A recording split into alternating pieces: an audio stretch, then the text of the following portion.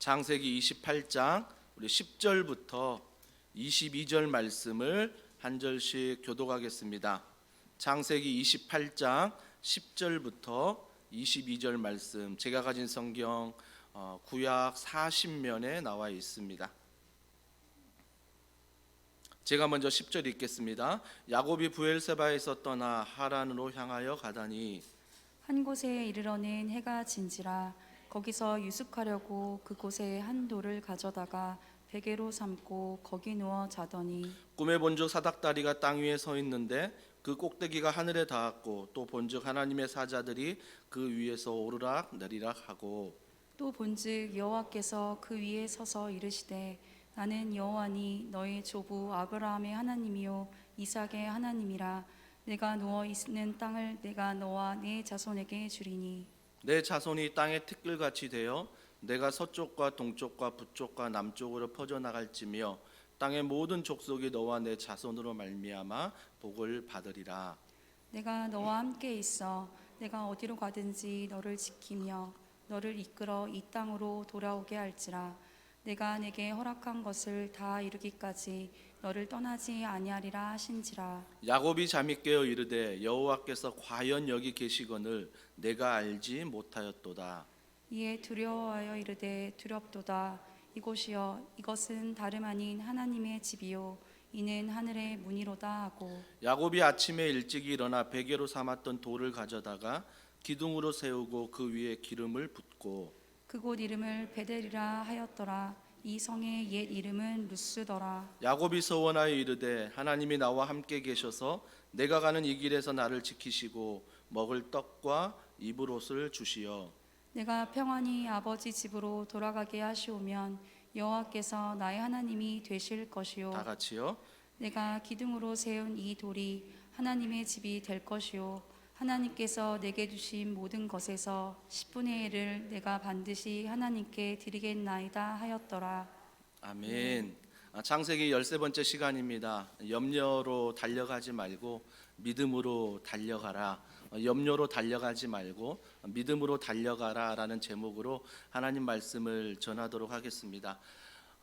제가 누차 강조했지만 참 믿음으로 보면 믿음의 가정이라고 하지만 믿음이 없는, 한마디로 믿음의 콩가루 집안의 이야기가 계속되고 있습니다. 서로 속이고 서로 속는. 그래서 지난 창세기 26장이나 27장에 보면 심지어 아버지가 돌아가시면 그 동생을 내가 죽여버리겠다라고 말하는 그런 믿음이 있는 가정 안에서 참 믿음이 없는 모습들을 우리는 많이 보게 된다는 것입니다. 하지만 잊지 마십시오. 믿음이 없이 보이지만 여전히 하나님은 일하고 계신다는 것입니다. 여전히 하나님은 그 가정을 통해 하나님의 일을 이루고 계신다는 것입니다. 이것이 하나님의 은혜요, 이것이 바로 하나님의 사랑이라는 것입니다. 형 에서가 분노했지요. 자기의 장자권을 거짓말로 뺏어갔잖아요. 이것을 안 다음에 앞에 우리가 26장에 이렇게 읽어보면 마지막 부분에 뭐라고 말하냐면 에서가 이렇게 얘기합니다. 아버지가 곧 돌아가신다. 아버지가 곧 죽는다. 그러면 내가 내 장자권을 가져간 내 동생을 죽일 것이다 라고 이야기를 합니다. 근데 그 이야기를 누가 듣냐면 어머니 리브가가 듣습니다. 어머니 리브가가 그 얘기를 듣자 어머님의 발등에 불이 떨어진 거예요. 그래서 이 둘째 아들을 살려야 되잖아요. 살려야 되니까 이 둘째 아들을 이곳에 두면 아버지가 곧 죽는다는 전제하에, 그래서 여기서 두면 형에게 죽임을 피할 수 없으니 자기의 외삼촌 집 하란으로 이제 보내려고 하고 있습니다. 브엘세바에서 하란까지 한 900km 되는 굉장한 거리입니다. 근데 오늘 그 길을 가다가 루스라는 길이 나타나지요. 그래서 루스는 한 80에서 90km 가는 그 거리에서 지금 그 중간 지점도 아닌 시작 지점에서 그가 하나님을, 야곱이 만나고 있는 것을 기록하고 있습니다. 한번 생각해 보십시오. 돌베개를 베개로 비웠습니다.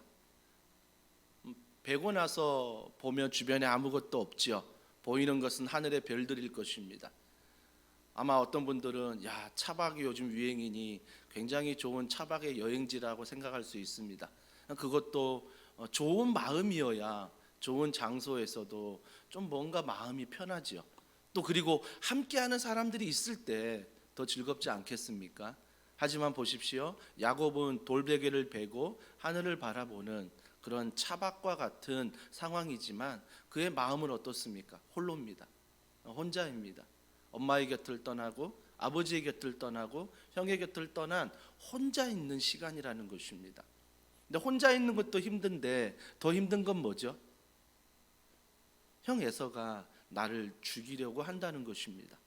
죽이려고 한다는 그 강박감 속에서, 그 외로움 속에서, 그 두려움 속에서 뭐예요? 야곱은 도망가고 있는 것입니다. 여러분, 한 가지 전제를 기억하십시오. 한 가지 전제가 뭐냐면 이 모든 일이 지금 급하게 이루어지고 있습니다. 창세기 27장부터 오늘 28장까지 정말 무언가 휘몰아치듯 굉장히 빠르게 이야기가 전개되고 있습니다. 근데 전제가 하나 있어요.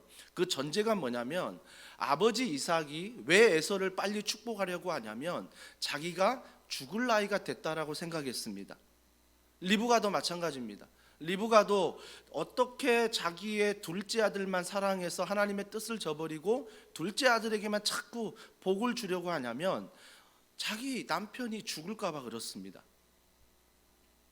아빠도 마찬가지입니다. 엄마도 마찬가지였고요. 형 에서도 마찬가지입니다. 아버지가 죽을 때가 가까웠으니 빨리 자기에게 장자권이 중요하니 받으려고 했습니다.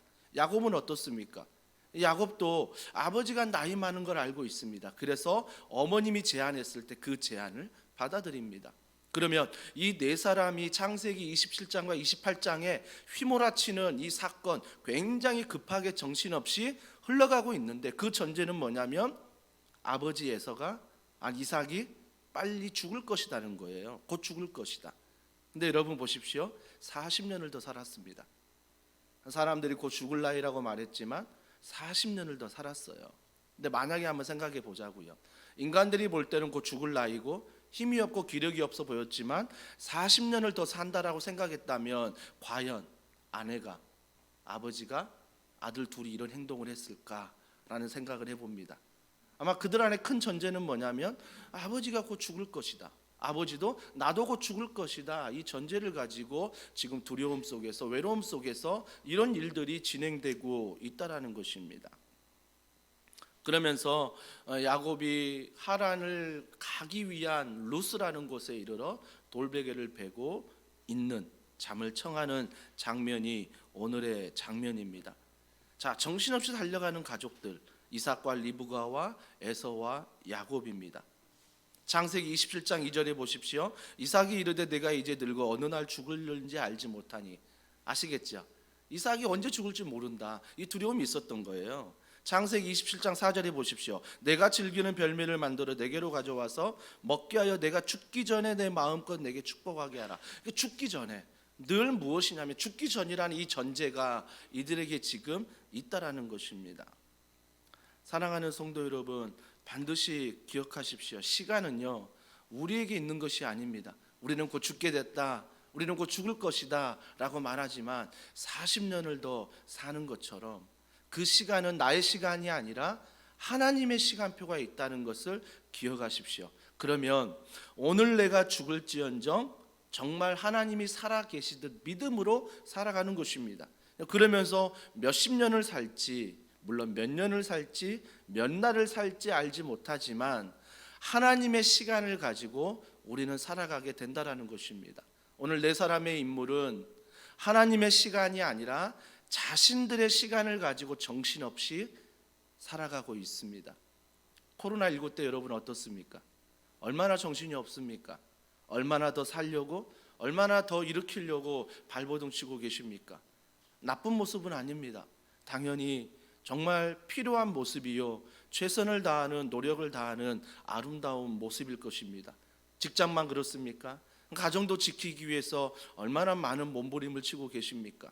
교회 또한 얼마나 많은 성도들을 돕기 위해 몸부림을 치고 있습니까? 모두가 다요, 이 시간이라는 이 현장 앞에서 아주 급하게 정신없이 두려움과 근심과 염려를 가지고 지금 오늘도 우리는 달려가고 있다는 것입니다. 그렇다면 중요한 질문은 바로 이것입니다.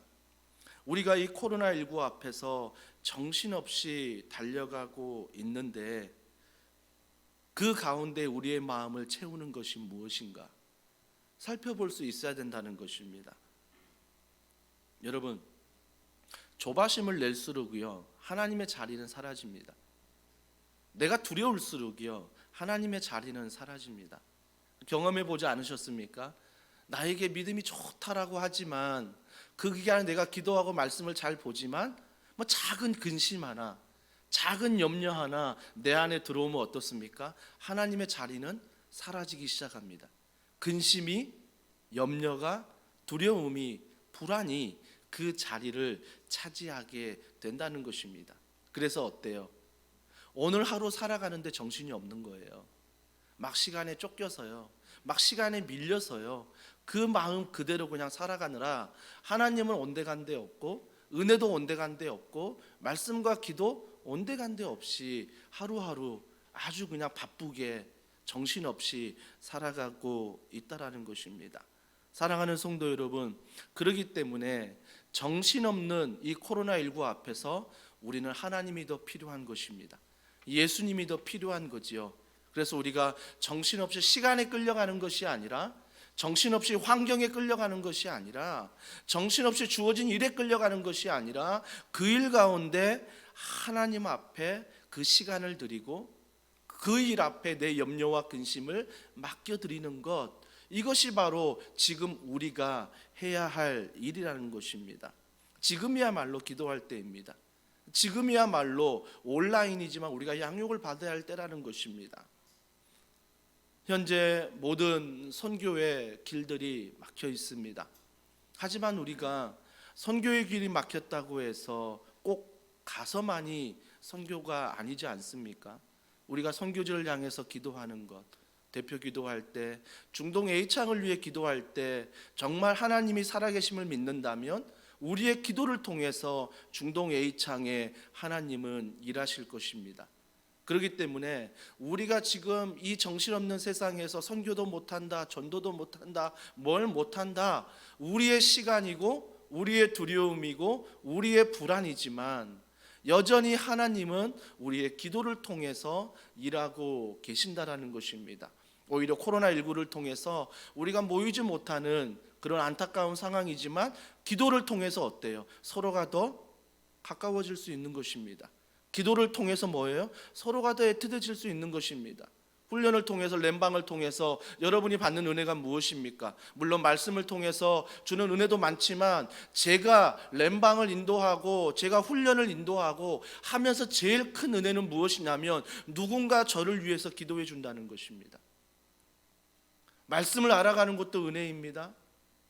말씀을 깨닫는 것도 은혜입니다. 하지만 정말 제 신앙생활 가운데 힘이 되는 것은 나의 이 염려를, 나의 이 근심을, 나의 이 모든 사역을 위해, 가정을 위해, 직장을 위해 누군가가 떨어져 있지만, 흩어져 있지만, 함께하지 못하지만 영적으로 기도해 주면서 그분과 영적으로 가까워진다라는 것입니다. 우리가 누군가를 위해서 기도하지만 누군가를 위해서 기도한다는 그 자체가 하나님을 믿는 믿음이요, 하나님께 맡기는 믿음 아닙니까? 결국 이 정신없는 세상 가운데 우리가 의지할 것은 예수 그리스도, 그분 대신 그 하나님을 그분에게 맡겨드리는 것, 이것이 바로 우리가 반드시 해야 될 사명이라는 것입니다.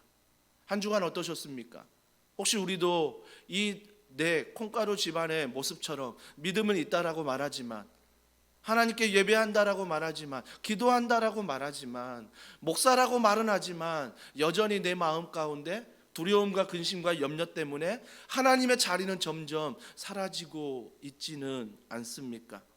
사랑하는 성도 여러분, 우리가 반드시 기억해야 될 것은 우리의 인도자는 예수 그리스도, 그분의 은혜라는 것입니다. 그분의 은혜 안에 우리는 걸어가는 것입니다. 아무리 자녀가 건강하고 자녀가 공부를 잘해도 부모가 기도해야 될 것은 하나님, 이 아이에게 은혜가 떠나지 않게 하여 주시옵소서.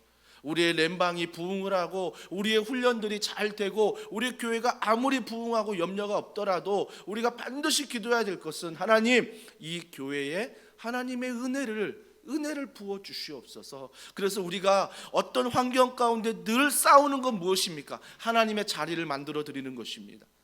하나님의 자리를 내 가운데 만들어 드리는 것, 내 직장에서, 내 가정에서, 우리 교회에서 하나님이 일할 수 있도록 그 자리를 만들어 드리는 것, 이것이 바로 우리가 해야 할 것입니다.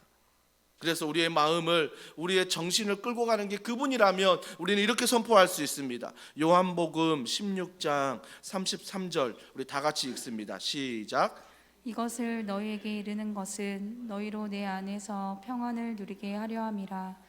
세상에서는 너희가 환난을 당하나 담대하라. 내가 세상을 이기었노라. 결국 주님이 주시고자 하는 게 무엇입니까? 평안입니다. 근데 그 평안이라고 말하면서 그 평안 가운데 우리가 얻고자 하는 물질의 건강의 그런 평안이 아니라 그 뒤에 나오는 말씀을 보십시오. 평안을 누리게 하려 함이라. 세상에서는 뭐예요? 너희가 환난을 당하나.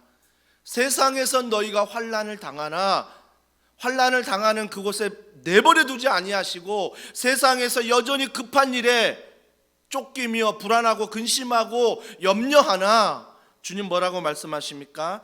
담대하라. 오늘 이 본문의 말씀이 현철아 용기 내라. 너 혼자 그렇게 돌벽에 베고 자고 그렇게 하늘을 보고 너 혼자 있는 게 아니야. 그래서 두 주먹 불끈 쥐고 다시 한번 용기를 가져라. 이 말씀 아니에요. 내가 용기를 가지라는 거 아닙니다. 우리가 기억하는 건 무엇입니까? 담대하라. 여기서 끝나면 안 돼요. 그 뒤에 보세요. 내가 세상을 이기었노라. 즉 주님이 십자가를 통해 부활을 통해 이미 이 세상을 이겼다라고 말씀하십니다. 그렇다면 우리가 코로나19 앞에서 늘 두려움이 있고 근심이 있고 염려가 있고 급한 일에 바쁜 일에 쫓겨 살지만 그럼에도 불구하고 우리가 고백해야 할 대상은 내가 그게 아니라 이미 이 모든 것을 이기신 예수 그리스도, 그분을 선포하며 그분을 의지하며 그분을 바라보며 걸어가는 것, 이것이 바로 뭐예요? 평안이라고 말하고 있습니다. 이것을 주님이 주기를 원하시는 거예요. 여러분, 주님이 사랑하는 가정이었습니다. 주님이 사랑하는 내 사람이었습니다. 근데 왜 이런 폭풍우가 이 가정에 휘몰아칠까요? 주님도 얼마든지 평안을 주실 수 있고 주님이 얼마든지 그래 이삭 너 뜻대로 첫째 세워라, 리브가 뜻대로 그래 둘째 세워라, 에서의 뜻대로 그래 네가 사냥꾼의 기질을 가지고 너희 기질을 하나도 바꾸지 말고 상속자가 되어라. 둘째도 마찬가지. 너 기질을 하나도 바꾸지 말고 그 모습 그대로 상속자가 되어라. 이게 우리는 평안이라고 말하지만 주님의 평안은 그 평안이 아니라 주님의 평안은 무엇입니까? 이 모든 것 위에 내가 주인임을 아는 것, 내가 인도자임을 아는 것, 주님이 정말 주고 싶은 평안은 이것이라는 것입니다. 이것이라는 거예요. 정말 우리가 자녀에게 물려줄 건 무엇입니까? 이런 신앙의 유산 아닙니까? 언제까지 부모가 함께 할 수 있습니까? 때가 되면 육신이 연약해지면 우리는 주님의 부르심을 받습니다. 그 후에 자녀들은 또 이 험난한 세상, 이 환난이 많은 이 세상 앞에 살아가야 되는 것입니다. 마지막 유언, 담대하라. 이 유언으로 끝나실 것입니까? 아니요. 그러면 그 아이가 그 담대하란 말을 듣고 내가 직장에 들어가지 못하고 내가 좋은 학교 가지 못하고 내가 좋은 가정 이루지 못하고 내가 좋은 벌이가 되지 못하면 그 안에 얼마나 낙심이 들겠습니까? 그 낙심 안에서 정말 오늘 야곱의 모습이 되지 않겠습니까? 하지만 우리가 물려줄 유산은 아들아 딸아 담대하라. 나는 이제 떠나가지만 예수 그리스도 그분이 너와 함께 하실 것이며 그분은 영원히 너와 함께 하실 것이다. 너는 그의 자녀요, 너는 그의 상속자다. 이런 멋진 유언. 그래서 그 자녀가 부모님은 떠나갔지만 날마다 예수 그리스도 안에서 그분의 은혜를 기억하며 또 부모님을 기억하며 살아가는 은혜, 이것이 정말 주님이 주고 싶은 평안이라는 것입니다. 여기에서 오는 담대함은 놀랍습니다. 뭔가 내게 주어지지 않았지만 뭔가 내게 바쁜 생활 가운데 불안하고 염려가 들고 정말 오늘 하루 쫓기며 살지만 그 모든 상황 가운데에도 내가 맞설 수 있다는 것입니다. 피하지 않는다는 거예요. 오늘 하루 시간에 피하지 않고 맞설 수 있다는 것, 그것이 바로 예수 그리스도 그분의 십자가 사랑으로 이미 이기신 그분 안에 이길 수 있다라는 것입니다. 사랑하는 성도 여러분, 도전합니다. 여러분이 바쁜 그 자리에, 분주한 그 자리에, 근심과 염려와 초조와 불안과 두려움이 있는 그 자리에 하나님의 자리를 만드십시오. 하나님의 자리를 만드십시오.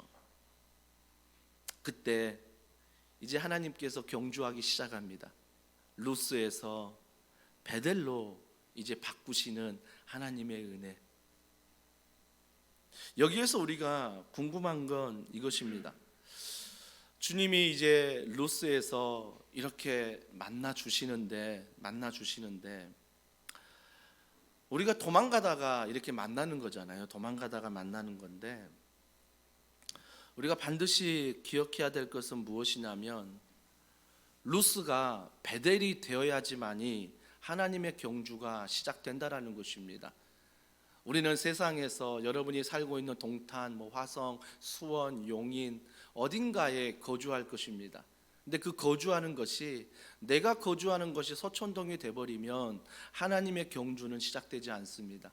내가 거주하는 곳이 서촌동이지만 그 거주하는 곳에 하나님을 만나고 하나님을 경험하게 되면 내가 거주하는 곳 서촌동이 아닌 것이라 하나님의 나라가 되는 것입니다. 그래서 하나님은 어때요? 그걸 통해서 하나님의 경주를 시작하는 것입니다. 그래서 하나님은 루스라는 곳에서 잠들어 있는 야곱을 찾아와 베델이라는 곳으로 바꿔주고 있다라는 것입니다. 그래야 그때부터 하나님의 경주가 시작되거든요. 여러분의 인생 가운데 머물러 있는 곳에 하나님을 주인 삼지 않으면요, 하나님은 절대 경주하지 않습니다. 여러분 스스로가 경주할 뿐입니다. 여러분 스스로가 뛸 뿐입니다. 어떤 바톤을 들고? 세상이라는 바톤을 들고 뛸 뿐이에요. 그러니까 어때요? 나중에 하나님 앞에 섰을 때 주님이 이런 말씀하십니다. 너는 왜 엉뚱한 바톤을 가지고 뛰니? 너는 왜 엉뚱한 트랙에서 뛰고 있니라고 우리에게 말씀하실 수 있습니다. 기억하십시오. 또 한 주간을 살아갈 때 우리는 여러분이 직장과 가정과 속해 있는 그 동네지만 그 동네가 그 동네로 남지 않으려면 하나님과 동행해야 된다는 것입니다. 그래서 믿음의 바톤을 가지고 믿음의 트랙 위에서 우리는 함께 뛰어가야 한다는 것입니다. 주님은 야곱을 그래서 루스에서 만나주시는 것입니다. 너가 지금 있는 모든 염려와 근심, 이 세상의 바톤을 들고 세상의 트랙을 뛰는 것이 아니라 그곳은 루스가 아니야, 그곳은 베델이야 라고 말씀하십니다. 베델의 뜻이 무엇입니까? 하나님의 집입니다. 세상의 눈으로 보면 여전히 루스입니다. 하지만 하나님을 만나는 그 감격 안에 보면 베델입니다. 하나님의 집입니다. 그 어디나 하늘나라. 이게 믿어지십니까? 그래서 우리는 정말 세상에서 환난을 당하지만 그 환난을 당하는 자리에 하나님을 만나고 하나님을 의지하고 하나님을 경험한다면 그곳이 내가 속한 직장이 아니라, 가정이 아니라, 우리 서촌동에 보이는 더원사랑의 교회 건물이 아니라 그곳이 뭐예요? 하나님의 집이라고 주님은 말씀하고 있습니다. 바로 이것을 하나님은 좀 야곱에게 가르쳐주고 싶은 거예요. 그 어디나 하늘나라, 이걸 좀 가르쳐주고 싶은 거예요. 여기에서 궁금한 게 하나 있더라고요.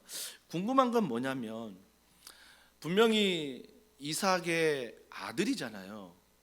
우리가 한 100년 전으로 돌아가면요, 아브라함이 자기 아들 이 이삭의 며느리감을 찾을 때는요, 종을 보냈다고요.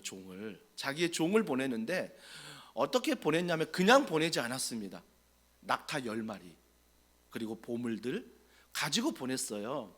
그래서 우리 아들 배우자를 찾아와라. 종이 가는데도 낙타와 보물을 보냈는데, 자, 한 가지 퀘스천이 이겁니다. 질문이 이거예요. 아들이 가는데 낙타가 없어요. 아들이 가는데 뭐예요? 보물이 없어요.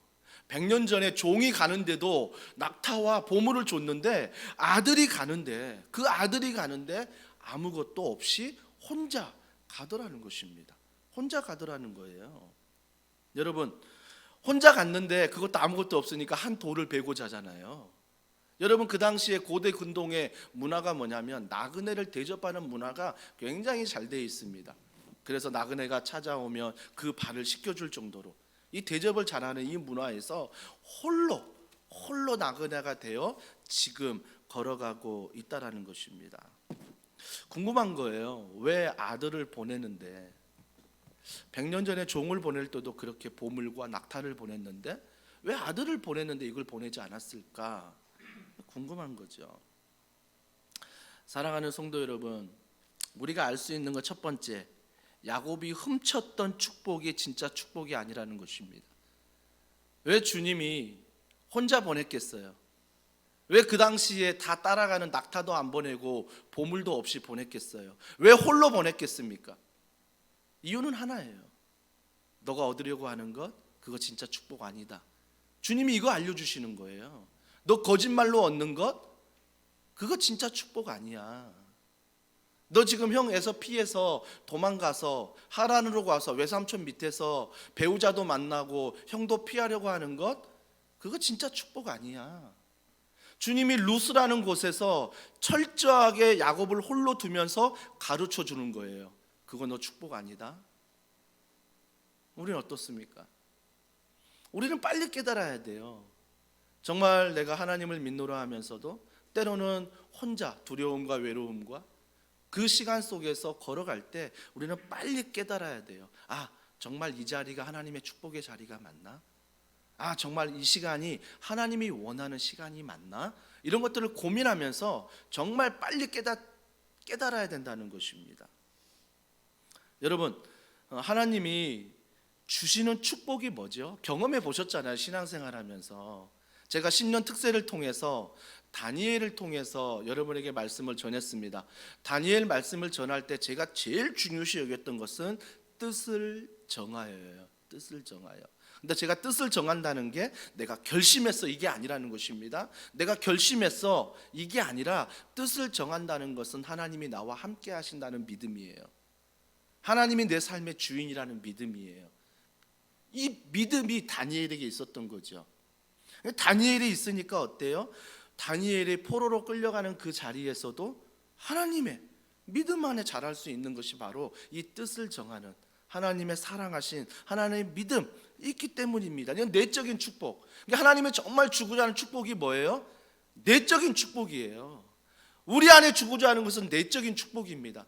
이 내적인 축복이 없으면 내 마음이 지옥인 거죠. 누구에게도 말도 못하고 두려움과 외로움과 이런 어떠한 야곱처럼 쫓기는 그 모습 속에서 이 내적인 축복 정말 감사한 거죠.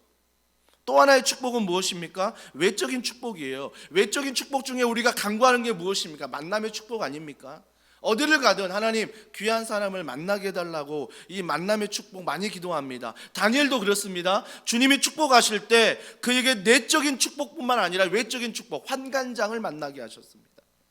새 친구를 만나게 하셨습니다. 이런 만남의 축복들을 하나님이 더하셨다라는 것입니다. 근데요, 정말 중요한 건 뭐냐면요, 만남의 축복을 위해서 기도할 때 정말 중요한 건 무엇이냐면 그 당시에 다니엘의 상황이었습니다. 그 당시 다니엘의 상황은 어떻습니까? 다니엘의 주변 상황은요, 유다 왕 여호야김이 다스릴 때인데 느부갓네살이 예루살렘을 포위할 때였습니다. 포위당할 때였어요. 포위당할 때. 다니엘이 이런 믿음의 축복을 받을 때가 바로 포위당할 때였다는 거예요. 그럼 한 가지 알 수 있는 건 뭐예요? 하나님이 축복을 주실 때가 뭐예요? 내가 환난 당할 때, 내가 고난 당할 때, 내가 정말 세상 사람들이 더 이상 뭔가 할 수 없다라고 말할 때, 그때 하나님도 일하고 계신다라는 것입니다. 환난 속에서 하나님은 머뭇거리시는 것이 아니라, 코로나19 앞에서 하나님은 떠나 있는 것이 아니고 잠잠한 것이 아니라 하나님은 여전히 나에게 내적 축복을 주시고 외적인 축복을 주고 계신다라는 것입니다. 사랑하는 성도 여러분, 이런 포로된 상황 속에서도, 이런 포위된 상황 속에서도 여전히 하나님은 다니엘과 세 친구들을 향해 일하고 계신다는 것입니다. 저는 여기에 성불하는 것입니다. 정말 하나님의 환경을 뛰어넘어 그 사람을 통해서, 그의 믿음을 통해서 하나님은 여전히 일하고 계신다라는 것입니다. 근데 우리는 어떻습니까? 아주 쉽게 말합니다. 코로나19 때 너무나 힘드니 교회가 안 돼, 훈련이 안 돼, 기도가 안 돼, 말씀이 안 돼, 렘방이 안 돼, 모임이 안 돼. 우리는 너무나 쉽게 이야기하고 있습니다. 왜? 그 기준이 무엇입니까? 내 환경이거든요. 거리두기 모이지 말래. 당연히 지키고 있습니다. 우리가 당연히 지켜야 하는 것입니다. 하지만 그 마음 가운데 내적인 충만은 무엇입니까? 그럼에도 주님은 살아계시고 함께 하신다는 그 내적인 충만, 외적인 충만은 무엇입니까? 그럼에도 불구하고 여전히 하나님은 나를 통해 일하고 계신다는 것, 여전히 더원 사랑의 교회를 통해 하나님은 일하고 계신다는 것, 여전히 우리 렘방을 통해 온라인이지만 하나님이 함께하고 계신다는 것, 이게 바로 외적인 복이라는 것입니다. 복이라는 거예요. 그래서 사랑하는 성도 여러분, 제발요, 제발 좀 악한 세상에서 순응하지 마시고요. 뭐가 안 된다니까 그냥 안 되나 봐. 힘들다니까 힘들어 죽겠어. 좀 순응하지 마시고 그 안에서 나는 내적 축복, 외적 축복을 받은 하나님의 사람임을 알고 그 이야기에 순응한 것이 아니라 믿음으로 살겠다는 결단들이 그 안에서 일어나야 한다는 것입니다. 그러면서 진짜 축복이 아닌 것을 야곱이 깨닫는 거예요. 내가 거짓말로 얻었던 것, 이건 진짜 축복이 아니구나. 두 번째 깨닫는 게 무엇입니까? 야곱이 선하지 않았다는 것을 보여주는 것입니다. 야곱이 선하지 않았어요. 거짓말을 통해서 장자권을 얻어내는 것, 야곱의 그런 모습이 선하지 않는다는 것을 주님이 지금 보여주시는 거예요. 어떤 모습을 통해? 홀로 있는 모습, 두려움에, 외로움에 쫓겨 있는 그 야곱의 모습을 통해서 보여주시는 거예요. 근데 우리는 어때요? 결과를 아니까 야곱의 하나님이라는 축복을 받았으니 이해가 안 되는 거예요. 거짓말했던 야곱을 하나님이 어떻게 축복하셨지? 어떻게 은혜를 베푸셨지? 아니요, 철저히 하나님은 그 대가를 지불하게 하셨습니다. 거짓말을 통해서 뭔가 축복을 얻어내려는 그 야곱의 그 거짓된 행실을 통해서 철저히 루스라는 곳에서 하나님은 그를 다루고 계신다라는 것입니다. 다루고 계신다라는 것입니다. 기억하십시오. 적지 않은 분들이 야곱의 길을 걸어가고 있습니다. 거짓말해도 괜찮은, 적당히 타협해도 괜찮은, 적당히 카멜레온처럼 신앙생활해도 교회에서 이 모습, 직장에서 이 모습, 가정에서 이 모습을 가지고 적당히 살아가도 축복이 있고 복이 있으면 그것이 가짜 축복인지 모른다라는 것입니다. 우리 또한 야곱처럼 살아갈 수 있습니다.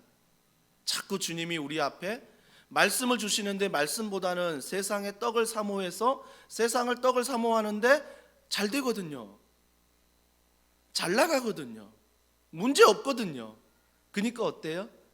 하나님 말씀 버리고 세상의 떡을 향해 걸어가는 것, 결국은 만나는 건 무엇입니까? 여러분이 만나는 것은 루스라는 곳을 만날 것입니다. 외롭고 두렵고 쫓기며 부유한데 왜 이러지? 내가 축복받았다는데 왜 이러지? 마음은 허전하고 마음은 지옥 같고 그런 상황에 하나님이 여러분을 두신다라는 것입니다.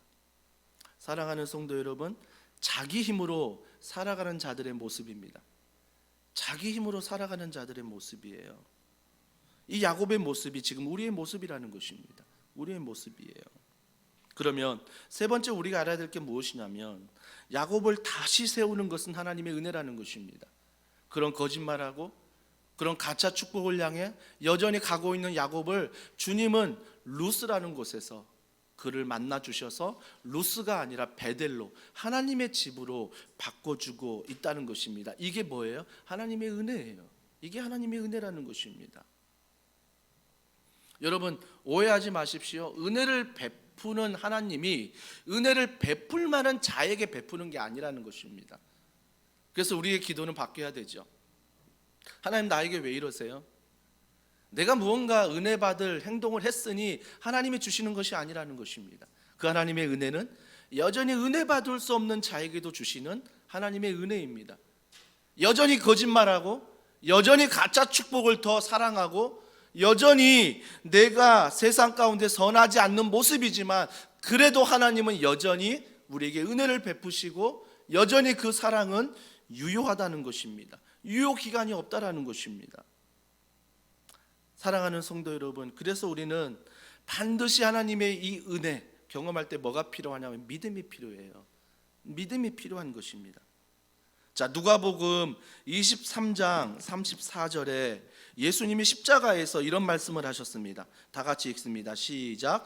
이에 예수께서 이르시되 아버지 저들을 사하여 주옵소서. 십자가를 통해 우리의 모든 죄를 사했습니다. 이것을 믿는 자에게 하나님이 구원의 선물을 주셨고, 이걸 믿는 자에게 상속자라는, 자녀라는 귀한 은혜를 주셨습니다.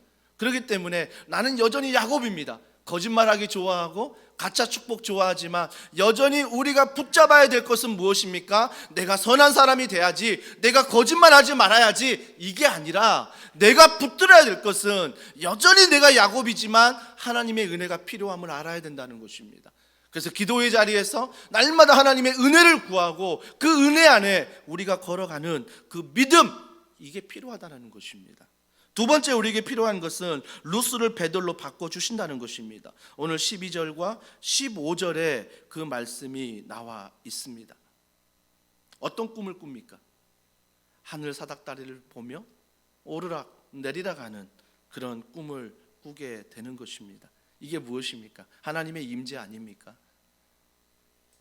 예배 가운데 정말 찬양과 말씀과 기도를 통해서 막 하늘의 문이 열리고 사닥다리가 보이고 막 오르락 내리락 하는 모습을 본다면 하나님이 임재하는 거 아닙니까? 근데 우리가 우리 마음 가운데 예배를 드리는데 하나님의 마음이 느껴지고 하나님의 말씀에 뜨거워지고 죄를 회개하게 되고 또 한 주간이 정말 쌓여있는 많은 문제와 염려와 근심과 불안이 있지만 맡겨보자, 이 믿음이 마음 가운데 막 일어나는 것, 이것이 바로 하나님의 임재 아닙니까? 하나님이 일하시는 거 아닙니까? 지금 루스라는 곳에서 야곱이 만나는 것은 하나님이라는 것입니다. 하나님이에요. 그거 아세요? 야곱이 자기 하나님을 처음 만나요. 중요한 포인트입니다. 야곱이 자기의 하나님을 정말 마음이 두렵고 세상에 쫓기고 바쁜 일에 쫓기고 외로운 이 마음, 아무도 없는 그곳에서 자기의 하나님을 처음 만납니다. 자기의 하나님을 처음 만나요. 그 하나님이 뭐라고 말씀하십니까? 13절과 오늘 14절, 정말 중요한 말씀. 13절 14절 함께 읽어볼까요? 시작. 또 본즉 여호와께서 그 위에 서서 이르시되 나는 여호와니 너희 조부 아브라함의 하나님이요 이삭의 하나님이라.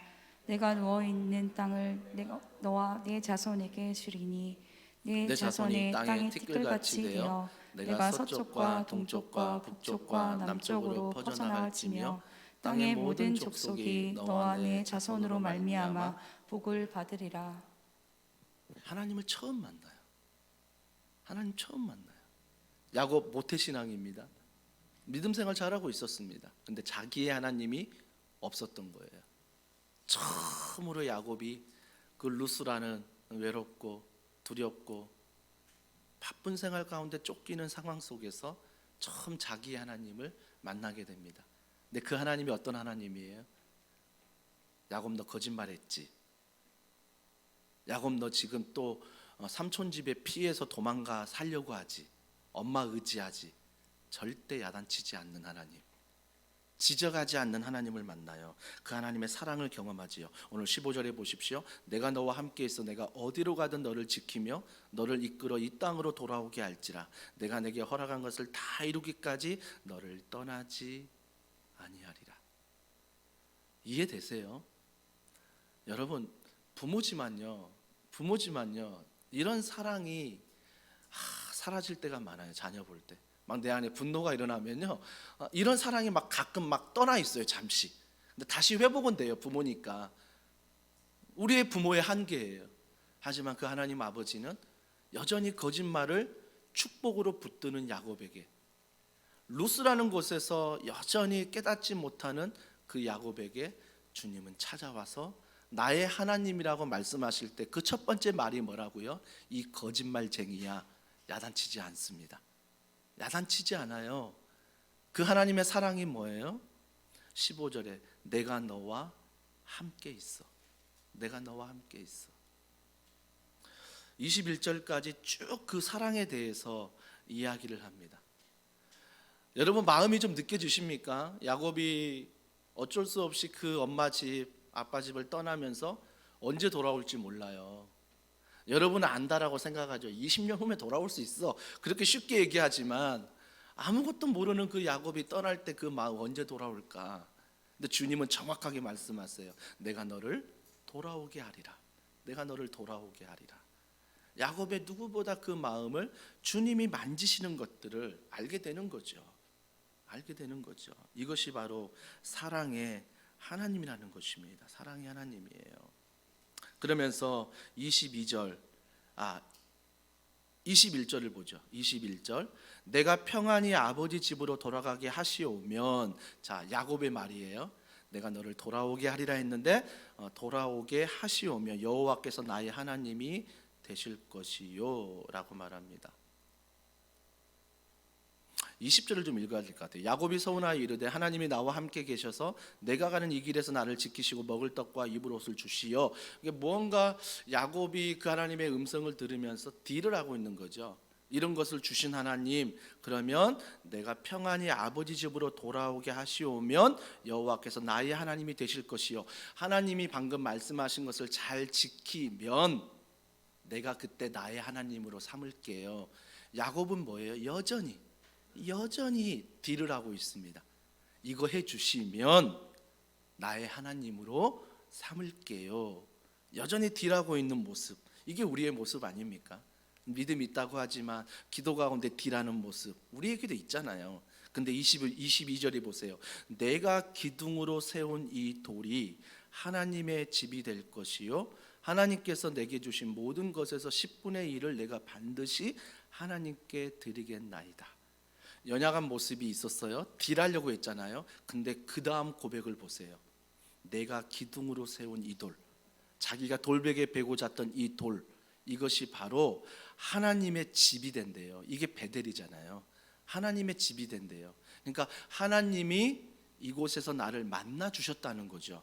만나 주셨다는 거죠. 하나님의 집이요, 하나님께서 내게 주신 모든 것에서 10분의 1을 내가 반드시 하나님께 드리겠나이다. 앞에 한 절 차인데요, 엄청난 고백이 달라지는 거예요. 21절은 이렇게 해줘야지만이 나의 하나님이 될 것이라고 말하는데, 22절은 이 만난 이 루스라는 이곳이 하나님의 집 베델이다 라고 말하면서 결단해요. 뭐요? 내가 10의 1조를 주님 앞에 드리겠나이다. 뭐예요? 10의 1조를 드린다는 거 의미 있는 게 뭐죠? 내 삶의 주인으로 모신다는 거예요. 이 고백 아닙니까? 우리가 10의 1조를 드린다는 것, 그게 무엇입니까? 이 모든 물질의 주인은 하나님이십니다 고백하는 거 아닙니까? 시간의 10분의 1을 드린다는 것, 이 시간의 주인은 하나님이십니다 고백하는 거 아닙니까? 지금 야곱이 그 고백하는 거예요. 딜하다가 하나님의 놀라운 그 은혜를 계속적으로 입고 하나님의 집의 임재를 경험하니 그가 자기의 주인으로 모시겠다는 거죠. 그래서 10분의 1을 드리겠나이다 라고 말하는 것입니다. 사랑하는 성도 여러분, 반드시 기억하십시오. 이것이 바로 하나님의 사랑이요, 이것이 바로 십자가의 사랑이라는 것입니다. 그래서 우리에게 던지는 질문, 우리는 지금 루스에 있는가 베델에 있는가? 착각하시면 안 됩니다. 여전히 우리는 루스에 살아갑니다.